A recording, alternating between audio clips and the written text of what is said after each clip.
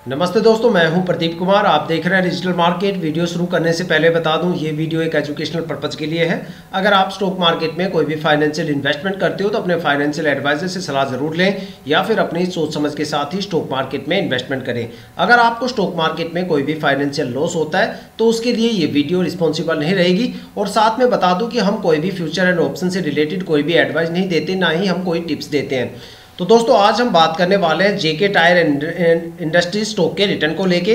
देखा जाए तो ये stock automobile and auto component sector से बिलोंग करता है। देखो, स्टॉक मार्केट में किसी भी स्टॉक में इन्वेस्टमेंट करने से पहले करीब आपको 3 बातें हमेशा ध्यान में रखनी चाहिए। सबसे पहली और इम्पोर्टेंट बात कि जिस स्टॉक में आप इन्वेस्टमेंट करने की सोच रहे हो, आखिर उस स्टॉक ने पिछले 5 सालों में अपने इन्वेस्टर्स को कितना ज़्यादा रिटर्न दिया है और कितनी ज़्यादा वहाँ पर हमें गिरावट देखने को मिलती है। दूसरी सबसे इंपॉर्टेंट बात कि जिस स्टॉक में आप इन्वेस्टमेंट करने की सोच रहे हो, क्या वो स्टॉक शॉर्ट टर्म में ज़्यादा प्रॉफिटेबल है या फिर वो स्टॉक लॉन्ग टर्म में ज़्यादा प्रॉफिटेबल है। और तीसरी सबसे इंपॉर्टेंट बात कि जिस स्टॉक में आप इन्वेस्टमेंट करने की सोच रहे हो, आखिर वहाँ पे शॉर्ट टर्म और लॉन्ग टर्म में आखिर कितने कितने टाइम ड्यूरेशन की होल्डिंग करने पे आखिर हमें उस स्टॉक से कितना रिटर्न या फिर लॉस देखने को मिलने वाला है। और यही तीनों बातें आज हम इस वीडियो में डिस्कस करने वाले हैं जेके टायर स्टॉक को लेके। अगर आपने स्टॉक में कोई भी इन्वेस्टमेंट कर रखा है या फिर आप इस स्टॉक में कोई भी इन्वेस्टमेंट करने की सोच रहे हो तो ये वीडियो आपके लिए काफ़ी ज़्यादा इंपॉर्टेंट होने वाली है, क्योंकि इस वीडियो में मैं आपको बताऊंगा जेके टायर स्टॉक के पिछले 5 साल के रिटर्न के बारे में, जहां पे उन रिटर्न के बिहाफ पे एक पैटर्न यहां पे आपको दिखाने की कोशिश करूंगा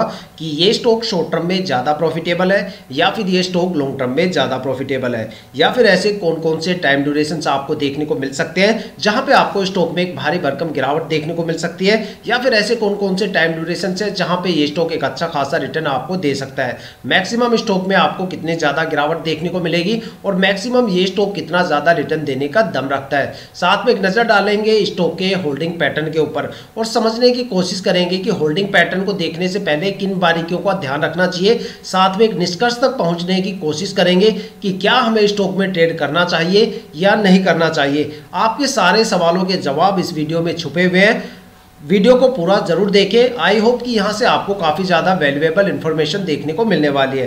तो दोस्तों, वीडियो शुरू करते हैं। दोस्तों, अगर बात करें जेके टायर स्टॉक के पिछले 5 साल के रिटर्न के बारे में, तो देखते हैं स्टॉक्स ने पिछले 5 सालों में अपने इन्वेस्टर्स को शॉर्ट टर्म और लॉन्ग टर्म में आखिर कितना रिटर्न दिया और कितनी ज़्यादा यहाँ पे हमें गिरावट देखने को मिलती है। अगर बात करें स्टॉक के शॉर्ट टर्म को लेके, तो देखते हैं शॉर्ट टर्म में अलग अलग टाइम ड्यूरेशन की होल्डिंग करने पर आखिर हमें स्टॉक से कितना रिटर्न या फिर लॉस देखने को मिला है। अगर स्टॉक में 1 वीक की होल्डिंग की बात करें तो एक हफ्ते में स्टॉक में करीब 4.5% से ज्यादा की गिरावट देखने को मिली है। और अगर स्टॉक में 1 मंथ की होल्डिंग की बात करें तो एक महीने में स्टॉक ने करीब 13.25% से ज्यादा की गिरावट दर्ज की है। और अगर स्टॉक में 3 महीने की होल्डिंग की बात करें तो 3 महीने में स्टॉक ने करीब 12.5% से ज्यादा की गिरावट दर्ज की है। और अगर स्टॉक में 6 महीने की होल्डिंग की बात करें तो 6 महीने में स्टॉक ने करीब 26% से ज्यादा की गिरावट रिकॉर्ड की है। और अगर स्टॉक में 9 मंथ की होल्डिंग की बात करें तो 9 महीने में स्टॉक ने करीब 12% 12.5% से ज़्यादा की गिरावट रिकॉर्ड की है। और अगर बात करें स्टॉक में लॉन्ग टर्म को लेके, तो देखते हैं लॉन्ग टर्म में अलग अलग टाइम ड्यूरेशन की होल्डिंग करने पे आखिर स्टॉक ने अपने इन्वेस्टर्स को कितना रिटर्न दिया या कितनी यहाँ पे हमें गिरावट देखने को मिलती है। अगर स्टॉक में लॉन्ग टर्म में 1 ईयर की होल्डिंग की बात करें तो 1 ईयर में स्टॉक ने करीब 12.5% से ज़्यादा की गिरावट दर्ज की है। और अगर स्टॉक में 2 साल की होल्डिंग की बात करें तो 2 साल में स्टॉक ने करीब 91% से ज़्यादा का रिटर्न दिया है। और अगर स्टॉक में 3 साल की होल्डिंग की बात करें तो 3 साल में हमें स्टॉक से 159% से ज़्यादा का रिटर्न देखने को मिला है। देखा जाए तो स्टॉक ने 3 साल में अपने इन्वेस्टर्स का पैसा करीब 1.5 गुना से ज़्यादा करके दिया है। और अगर स्टॉक में 4 साल की होल्डिंग की बात करें तो 4 साल में स्टॉक ने 324% से ज़्यादा का रिटर्न दिया है। और अगर देखा जाए तो 4 साल में स्टॉक ने अपने इन्वेस्टर्स का पैसा करीब 3.25 गुना से ज़्यादा करके दिया है। और अगर स्टॉक में 5 साल की होल्डिंग की बात करें तो 5 साल में स्टॉक ने करीब 365% के करीब एक अच्छा खासा रिटर्न रिकॉर्ड किया है। और अगर देखा जाए तो 5 साल में स्टॉक ने अपने इन्वेस्टर्स का पैसा करीब 3.5 गुना से ज़्यादा करके दिया है। और अगर एक कंक्लूजन निकाल के देखा जाए तो ये स्टॉक शॉर्ट टर्म में बिल्कुल भी प्रॉफिटेबल नहीं है। और अगर बात करें लॉन्ग टर्म के बारे में तो लॉन्ग टर्म में ये स्टॉक काफ़ी ज़्यादा प्रॉफिटेबल है। ये सारे रिटर्न आप किसी भी फाइनेंशियल वेबसाइट पे भी चेक कर सकते हो या फिर अपनी ब्रोकरेज एप्लीकेशन पे भी चेक कर सकते हो। अगर देखा जाए, अगर आप ये सोच के यहाँ पे इन्वेस्टमेंट कर रहे हो कि भाई 2-4 महीने या 5-6 महीने होल्ड करेंगे और फिर इतने कम टाइम ड्यूरेशन में यहाँ पे एक अच्छा खासा रिटर्न लेके स्टॉक से निकल जाए, तो भाई ऐसी गलती बिल्कुल भी ना करें, क्योंकि इतने कम टाइम ड्यूरेशन के लिए ये स्टॉक बिल्कुल भी प्रॉफिटेबल नहीं है। इस स्टॉक में अगर आपको कोई भी माइनर सा रिटर्न गेन करना है तो स्टॉक को कम से कम 1.5 या 2 साल के लिए तो होल्ड करना पड़ेगा, जैसा स्टॉक के पिछले 5 साल के रिटर्न बता रहे हैं, तब जाके आपको स्टॉक से एक अच्छा खासा रिटर्न देखने को मिल सकता है। अगर लॉन्ग टर्म के सबसे बेस्ट टाइम ड्यूरेशन की बात करें तो वो यहाँ पे 5 साल का टाइम ड्यूरेशन रहा है, जहां पे स्टॉक ने करीब 365% से ज्यादा का रिटर्न दर्ज किया है। देखा जाए तो यहाँ पे इन्वेस्टर्स का पैसा 5 साल में स्टॉक ने 3.5 गुना से ज्यादा करके दिया है। अगर देखा जाए तो ये स्टॉक शॉर्ट टर्म से ज्यादा कहीं लॉन्ग टर्म में प्रॉफिटेबल है। लेकिन क्या किसी भी स्टॉक के पिछले 5 साल के रिटर्न के बेस पे आप ये डिसीजन ले सकते हो कि भाई क्या हमें उस स्टॉक में इन्वेस्टमेंट करना चाहिए या नहीं करना चाहिए? क्या पता कि आने वाले टाइम में ये स्टॉक के रिटर्न गिर भी जाए या फिर आने वाले टाइम में स्टॉक के रिटर्न बढ़ भी सकते हैं। लेकिन जो पिछले 5 साल के रिटर्न होते हैं उससे हमें एक अंदाजा मिल जाता है कि भाई स्टॉक में मैक्सिमम गिरावट आपको कितनी देखने को मिल सकती है और मैक्सिमम ये स्टॉक कितना ज़्यादा रिटर्न देने का दम रखता है, और ऐसा कौन सा टाइम ड्यूरेशन है जो हमें इग्नोर करना चाहिए, या फिर ऐसे कौन कौन से टाइम ड्यूरेशन है जहाँ से एक अच्छे खासे रिटर्न की शुरुआत हो सकती है। तो ये सारी चीजें हमें स्टॉक के पिछले 5 साल के रिटर्न से पता चल जाता है। लेकिन अगर आप किसी भी स्टॉक के होल्डिंग पैटर्न को भी जान लेते हो, अगर आप उस स्टॉक के पिछले 5 साल के रिटर्न चेक कर लेते हो और उस स्टॉक के होल्डिंग पैटर्न को बारीकी से चेक कर लेते हो, तो समझ लो फिर आपने स्टॉक के बारे में काफी कुछ जान लिया।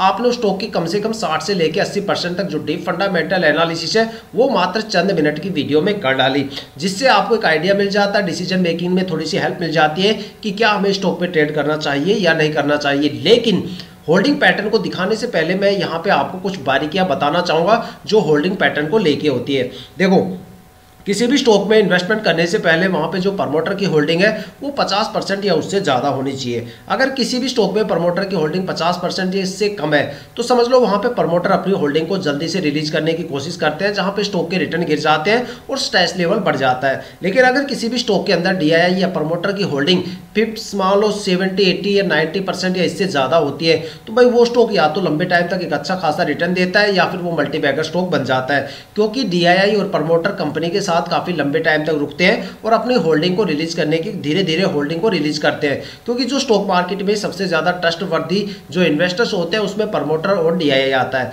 लेकिन दो ऐसी भी कैटेगरी के इन्वेस्टर्स हैं जो स्टॉक मार्केट में सबसे ज्यादा पैनिक कैटेगरी में आते हैं। अगर आप ये सोच रहे हो कि भाई पब्लिक इन्वेस्टर सबसे ज्यादा पैनिक है, तो फिर आपको अपनी स्किल्स को थोड़ा सा इंप्रूव करने की जरूरत है, आपको एनालिसिस को काफी ज्यादा इंप्रूव करने की जरूरत है, क्योंकि FII पब्लिक इन्वेस्टर से कहीं ज्यादा पैनिक होती है। देखो, आपने काफी ज्यादा स्टॉक ऐसे देखे होंगे जहां पे पिछले साल FII की होल्डिंग 0% होती है और अचानक अगले साल बढ़ के 15-20% हो जाती है, और अगले साल फिर देखते हैं कि भाई सीधे आधे से ज्यादा होल्डिंग खत्म हो गई।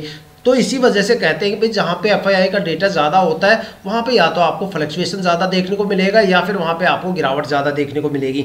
इसलिए क्योंकि जो FII होता है वो पब्लिक इन्वेस्टर से 2 कदम आगे की सोचते हैं, क्योंकि FII का मतलब होता है फॉरेन इन्वेस्टर्स, वो इन्वेस्टर्स जो डोमेस्टिक मार्केट के साथ साथ ग्लोबल मार्केट में भी इन्वेस्टमेंट करते हैं और वहाँ पर नज़र रखते हैं। जब उनको पता चलता है कि भाई ग्लोबल मार्केट में गिरावट होने वाली है या फिर वहाँ पर गिरावट शुरू हो गई है, तो वो यहाँ पर सबसे पहले बिकवाली करते हुए नजर आते हैं। जब वो बिकवाली करके निकल जाते हैं तब पब्लिक इन्वेस्टर्स को समझ में आता है यहाँ तो अब कोई बड़ी गिरावट होने वाली है, एक बड़ी गिरावट यहाँ पे जन्म लेने वाली है। इसलिए हमेशा बोला जाता है किसी भी स्टॉक में इन्वेस्टमेंट करने से पहले वहाँ पे प्रमोटर और DII की होल्डिंग ज़्यादा से ज़्यादा देखो, कम से कम 50% या उससे ज़्यादा देखो, और अगर FII की होल्डिंग कम से कम देखो, आप उस स्टॉक से एक अच्छा खासा मार्केट से रिटर्न लेके जा सकते हो। तो अब देखने वाले हैं स्टॉक के होल्डिंग पैटर्न के पिटारे से आखिर क्या निकल के आता है। ये है स्टॉक के होल्डिंग पैटर्न।